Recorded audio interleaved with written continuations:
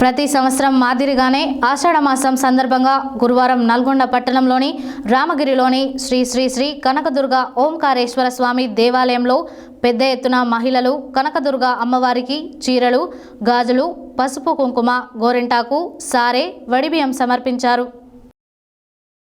ప్రతి సంవత్సరం మాదిరిగానే ఆషాఢ మాసం సందర్భంగా గురువారం నల్గొండ పట్టణంలోని రామగిరిలోని శ్రీ శ్రీ శ్రీ కనకదుర్గ ఓంకారేశ్వర స్వామి దేవాలయంలో పెద్ద ఎత్తున మహిళలు కనకదుర్గ అమ్మవారికి చీరలు, గాజులు, పసుపు కుంకుమ, గోరింటాకు, సారే, వడిబియ్యం సమర్పించారు. ఈ కార్యక్రమంలో గట్టు పద్మ పుష్ప, ఝాన్సీ, లాలిత్య, నాగమణి లక్ష్మి, అపర్ణ, లలిత, అరుణ, రమ, వినోద, తేలుకుంట్ల లహరి, బాపమ్మ, మమత, విజయలక్ష్మి, కాలనీ మహిళలు పాల్గొన్నారు.